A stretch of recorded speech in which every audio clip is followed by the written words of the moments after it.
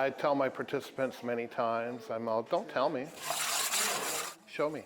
Steve Dilley has been at the helm of the Veterans Art Project, or VetArt, in Vista since 2009. Now's the time to make the piece. Offering free art classes to veterans and their families. They think of art and finger painting, and I'm like, no, dude, this is art and 500 pounds of clay. This is called throwing.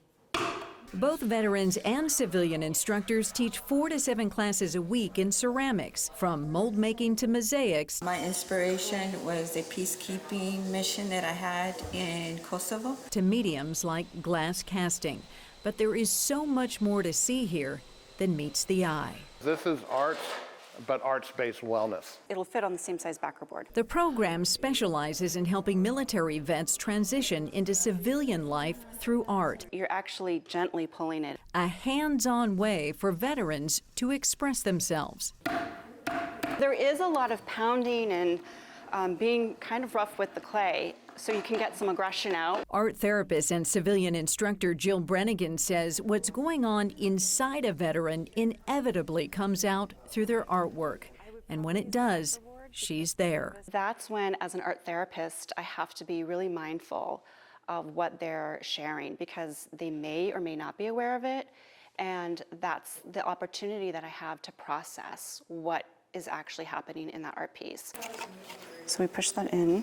Jill has been working with members of the military for 13 years and considers this a 5,000 square foot safe space for participants to heal the traumas they may have suffered overseas. Sometimes things do come up in a group, and it's nice because when they share, it allows others to feel safe enough to share their stories as well. I'm gonna press down here. Not only do they build a sense of community here, but they're also building physical skills that can have a direct impact on their mental health. When throwing clay, you have to first learn how to be grounded and centered.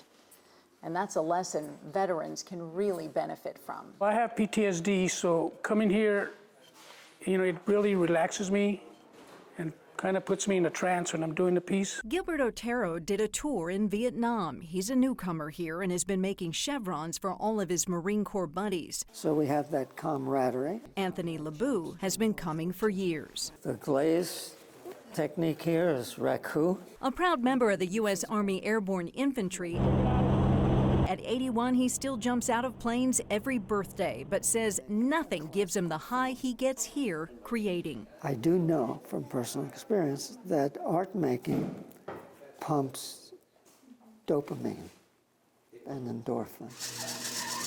That chemical reaction or calming effect is what all these veterans tell me keeps them coming back. You put a little bit more pressure. It's also launching careers. And it starts going up. Iraq combat vet Rocio Villanueva went back to school and is majoring in ceramics. I also like alien stuff. While vet turned instructor Reggie Green, And then you got the snake up here. is now selling his art. I go to their pop-up art shows and I get to show my art, and just seeing the reactions of the people brings me joy. A joy they all found at VetArt.